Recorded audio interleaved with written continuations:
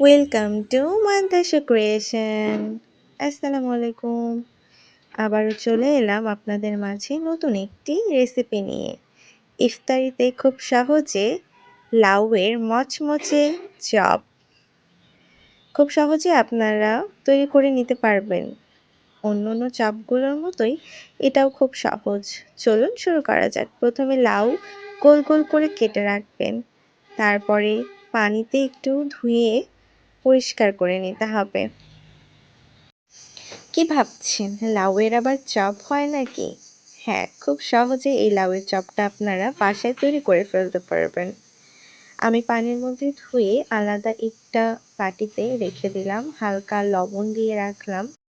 প্রতিটা পিসে লবণ হালকা মাখিয়ে রাখলাম। এরপরে একটা বাসনে বেসন নিলাম। আপনাদের পরিমাণ মতো বেসন নিয়ে নেবেন। আপনারা অবশ্যই রেসিপিটা একবার হলেও ট্রাই করবেন। বেসনের মধ্যে এবারে দিয়ে দিলাম আমি শুকনা মরিচ গুঁড়ো, তারপরে দিলাম হলুদ গুঁড়ো, এরপরে দেব আমি বেকিং সোডা, কর্নফ্লাওয়ার, একটু লবণ, তারপরে নর্মাল পানি, তুলে রাখা যে নর্মাল পানি থাকে সেই নর্মাল পানি দিলেই হবে। এবারে আমি আস্তে আস্তে বেসনটাকে মাখিয়ে নেব। আপনারা চাইলে এখানে হাত ইউজ করতে পারেন, যেন নিচে দানা দানা কোনো ভাব না থাকে।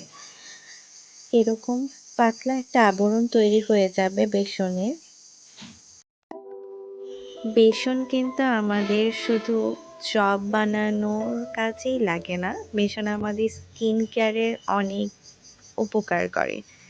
আমাদের স্কিনের ময়লা দূর করে, নানা রকম ফেস প্যাক তৈরি করা যায়, যা আমাদের স্কিনের জন্য অনেক ভালো।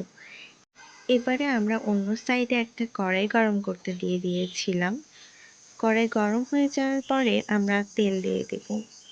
এখানে কিন্তু অল্প পরিমাণে তেল দিলে হবে না, একটু বেশি পরিমাণে তেল দিতে হবে, যাতে আমাদের চপটা ডুবন্ত হয়। তেল গরম হয়ে গেছে কিনা একটু দেখে নিয়েছি। এরপরে লাউটা বেসনের মধ্যে মাখিয়ে একটার পর একটা গরম তেলে দিয়ে দিচ্ছি।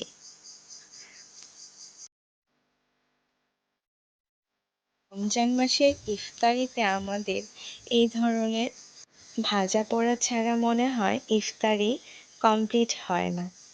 তাই এক স্বাদ না রেখে নিত্য নতুন স্বাদে ইফতারি তৈরি করে নিই।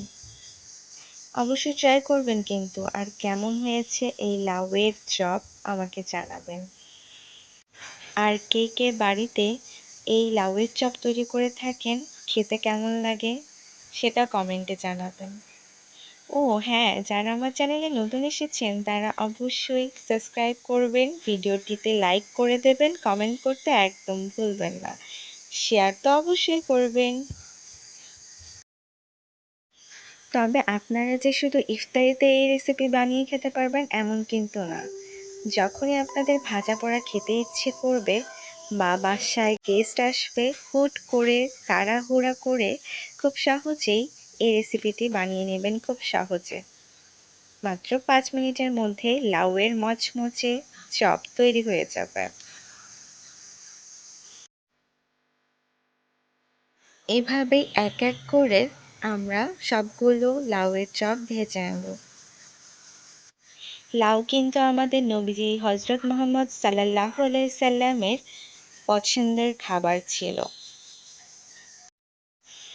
তাই লাউয়ের একঘেয়েমি এক তরকারি খেতে খেতে আজকে আপনাদের দেখিয়ে দিলাম যে লাউয়ের মুচমুচে চপও রেডি করে খাওয়া যায়, যা আমাদের ইফতারিতে রাখলেও অনেকটা ভালো হবে।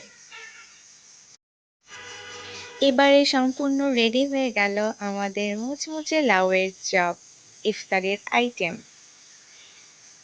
কেমন লাগলো আমার এই ছোট্ট রেসিপিটা আমাকে অবশ্যই জানাবেন, খেতে ভারী মজা হবে। আবারও আপনাদের মাঝে দেখা হবে নতুন আরেকটি রেসিপি নিয়ে।